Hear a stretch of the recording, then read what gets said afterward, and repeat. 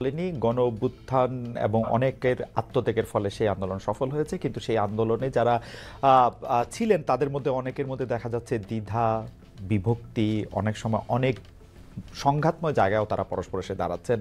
এই সময় অন্তর্বর্তী সরকারের সামনে কি বাস্তবতা দাঁড়িয়ে আছি আমরা, তা নিয়ে কথা বলার জন্য আমাদের সাথে রয়েছেন লেখক ও বিশ্লেষক ফাহাম আব্দুল সালাম। জনাব ফাহাম আব্দুল সালাম, আপনাকে আমাদের অনুষ্ঠানে স্বাগত জানাই।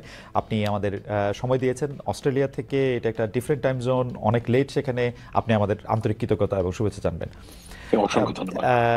আমাদের সাথে আরও থাকছেন অনুসন্ধানী সাংবাদিক জনাব জুলকারনাইন সাহেব। জনাব জুলকারনাইন সাহেব, আপনাকে অনেক ধন্যবাদ, আপনিও আমাদেরকে সময় দিয়েছেন, সেজন্য আপনাদের শুভেচ্ছা।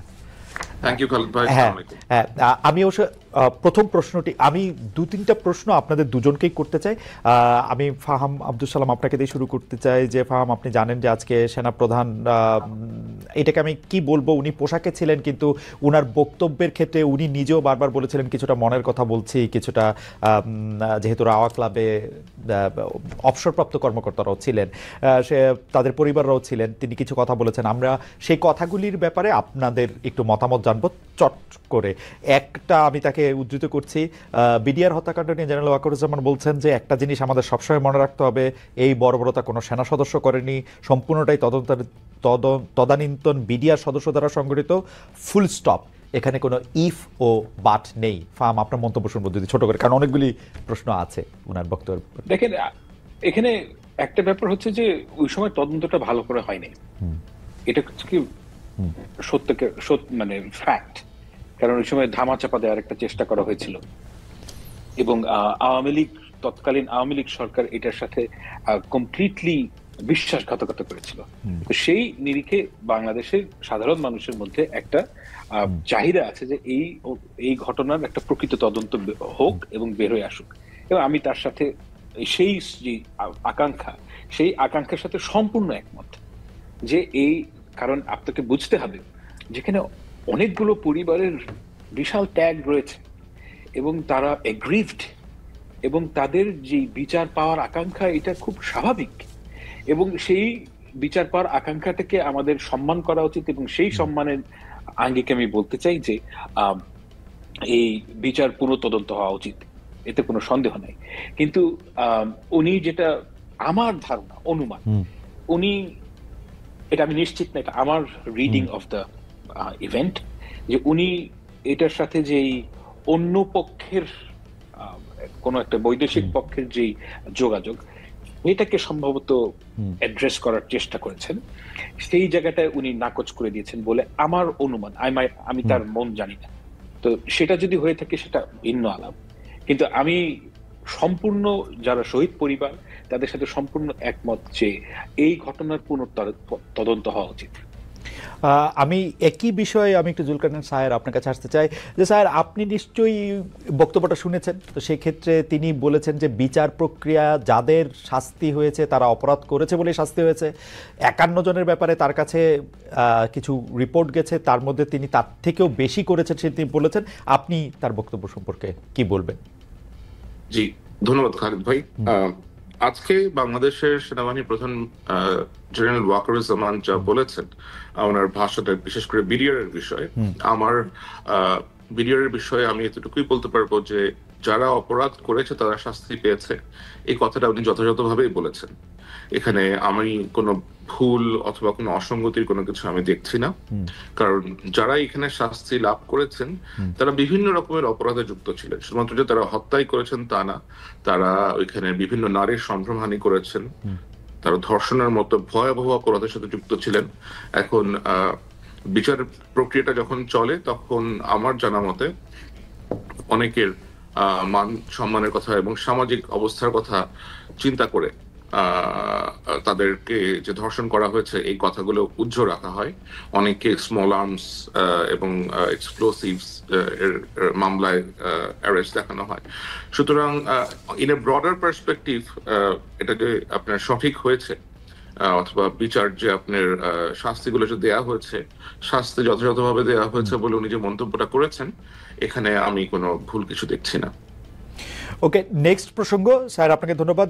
ফাহাম আব্দুল সালাম, আমি আপনার কাছ থেকে জানতে চাইবো যে সেনাপ্রধান একটি প্রসঙ্গে বলেছেন, আমি একটু প্যারাফ্রেজ করি জিনিসটাকে, যে র্যাব, ডিজিএফআই, এনএসআই এরা প্যানিকড অবস্থায় আছে, পুলিশের ব্যর্থতার কারণও তিনি আসলে বলতে চেয়েছেন। 30,000 সেনা সদস্য দিয়ে যারা ক্যান্টনমেন্টে 30,000 যাবে আসবে তাদের দিয়ে আসলে এটা করা সম্ভব না। আমরা যা করছি সেগুলো আমাদের উচ্ছৃঙ্খলতা এবং আমরা পরস্পর এটার মধ্যে করছি, এরকম কিছু বলেছেন। আমি যেহেতু একদম পুরোপুরি উদ্ধৃত করছি না, সেটা নিয়ে আপনার একটু মন্তব্য শুনতে চাই।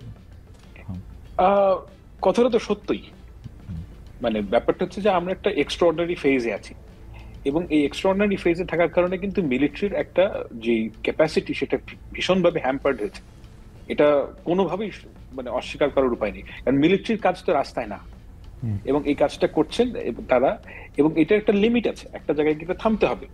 আমি সেটা বলি যে আমাদেরকে নর্মালসিতে ফেরত আসতে হবে। আমাদের যে পুলিশিং, এটা একেবারে ডিপ্লিটেড, পুলিশিং এর কোনো ক্ষমতাই নেই। সেই অবস্থা থেকে আমাদের উন্নতি হয়েছে, কিন্তু ল অ্যান্ড অর্ডার অবস্থা খুবই বাজে। তো এই জন্য একটা প্রিভেইলিং আইডিয়া হচ্ছে কি যে একটা যদি পলিটিক্যাল গভর্নমেন্ট আসে, তখন তাদের পক্ষে এই কাজগুলো করা সহজতর হবে, এবং অর্থাৎ মূলত স্টেবিলিটির দিকে আমাদের দেশ নর্মালসিতে ফেরত যেতে হবে। এবং সেই কারণ থেকেই ওয়াকার সাহেব এই কথাগুলো বলছেন, এবং এটা তো সত্য কথা যে মিলিটারির ভেতরে যে এতদিন ধরে যদি আপনি এনগেজ করে রাখেন রাস্তাঘাটে, এবং ল অ্যান্ড অর্ডার অবস্থাও ভালো না। So if you think about it, যে এই কাজগুলো তো আসলে পুলিশের কাজ, এবং পুলিশকে যদি পাওয়ারফুল করতে হয়, পুলিশ ডিপ্লিটেড ফোর্স, এটাকে আপনার লোকবল বাড়াতে হবে, নর্মালসিতে ফেরত যেতে হবে, এবং ওই গোলের দিকে যাওয়ার যে তার ইচ্ছা আমার কাছে মনে হচ্ছে দ্যাট ইজ পারফেক্ট। এবং এটাই একজন অ্যাডাল্ট হিসেবে, একজন রেসপন্সিবল মানুষ হিসেবে তিনি যা বলেছেন, যেটা আমার কাছে তাই মনে হচ্ছে। ফাহাম, এখানে দুইটা প্রশ্ন। এক হচ্ছে যে আপনি কি পরে নিশ্চয়ই আরো আমরা বিস্তার করতে পারবো, যে আপনি কি এটা বলতে পারবেন যে কেন যেই কাজ পলিটিক্যাল গভর্নমেন্ট পারবে সেইটা নন পলিটিক্যাল গভর্নমেন্ট কেন পারবে না, যদি এটা আইন শৃঙ্খলার ব্যাপার হয়? এক, আর এইটা আগে একটু জি। Fantastic question. মানে বাংলাদেশের সরকার, বাংলাদেশ এমন একটা রাষ্ট্র যেটা ডিজাইনড ফর পলিটিক্যাল গভর্নমেন্ট, এবং এটা একটা নন পলিটিক্যাল গভর্নমেন্টকে এই দেশ গভর্ন করা সম্ভব না। কেননা আমি একটা ছোট্ট করে একটা উদাহরণ দিই, যেটা হচ্ছে কি আমাদের এই অন্তর্বর্তীকালীন সরকারের চাইতে অনেক বেশি পাওয়ারফুল এবং এবল গভর্নমেন্ট ছিল 2007 সালের তত্ত্বাবধায়ক সরকার। 2007-8 সালে ওই সময় একটা তারা কমপ্লিটলি, এখন তো কোনো সরকারই ছিল না, 5ই আগস্টে তারা একটা ফাংশনাল গভর্নমেন্ট পেয়েছিল। এন্ড ইয়েট আপনি চিন্তা করে দেখেন যে তাদের যে সরকারের লাস্টিং লেগেসি, একমাত্র লাস্টিং লেগেসি হচ্ছে কি ভোটার আইডি কার্ড। কারণ আমাদের দেশের যেহেতু সরকারের মধ্যে ক্লায়েন্ট পেড, আচ্ছা সরকার বলছি, ভুল বললাম, এই দেশের মধ্যে সর্বক্ষেত্রে ক্লায়েন্ট পেট্রন বেসড একটা রিলেশনশিপ তৈরি হয়। এখন বর্তমান সরকারের যেটা সবচেয়ে বড় সমস্যা, সেটা হচ্ছে কি তারা যদি বিউরোক্রেসি চালাতে চান, তাদের কাছে ক্যারেট নাই, স্টিকও নাই। স্টিক 5ই আগস্টে ছিল, সেটার ব্যবহার করেননি। এখন এই যে ক্যারেট, সবাই জানেন যে এই সরকার অল্প সময়ের জন্য আছেন, এবং এরপরে কি হবে তারা জানেন যে অন্য একটা সরকার আসবে, সুতরাং we must serve to that government. Okay, ওই এই ক্যারেক্টারিস্টিকের এইটার প্রসঙ্গে আসবো। আমি একটু দ্বিতীয় প্রসঙ্গটা একটু বলে আসি, কারণ আমার কাছে মনে হয় যে আমি প্রশ্নটা করে রাখি আপনার কাছে কি মনে হয় না যে বিএনপি যেহেতু একটা ছায়া সরকার চালাচ্ছে বা অনেকটা বড় দল হিসাবে তারা প্রায় ক্ষমতায় এসেই পড়েছে, সেই জন্য এই ক্যারেক্টারিস্টিকের ওইটা আসলে কাজও করতেছে না? এটা আপনি পরে উত্তর দিয়ে আগে আপনি আমার বলেন, সেনাবাহিনী যে 6 মাস ধরে ম্যাজিস্ট্রেসি নিয়ে বসে রয়েছে, সেনাবাহিনী এই দায়টা কেন আগে স্বীকার করতেছে না? সেনাবাহিনীর কাছে ম্যাজিস্ট্রেসি থাকলে তো পুলিশ বা সিভিল ফোর্স তো আসলে কাজ করতে পারে না, বা প্রপারলি কাজ করতে পারে না, কারণ এখানে 2-3টা ক্ষমতার কেন্দ্র তৈরি হয়, এবং যেটা আসলে সেইটা তারা ধরে রাখছে কেন যদি না পারে, বা কি করছে? মানে আই ডোন্ট থিংক যে তারা ম্যাজিস্ট্রেসি পাওয়ার থাকলে ওইটা ইউটিলাইজ করতে পারে। মানে ম্যাজিস্ট্রেসি পাওয়ার যখন দেওয়া হয়, এটা একটা ভেরি শর্ট স্প্যান, ওই ইলেকশনের আগে ওই ধরনের সময় এটা এফেক্টিভলি ইউজ করা যায়।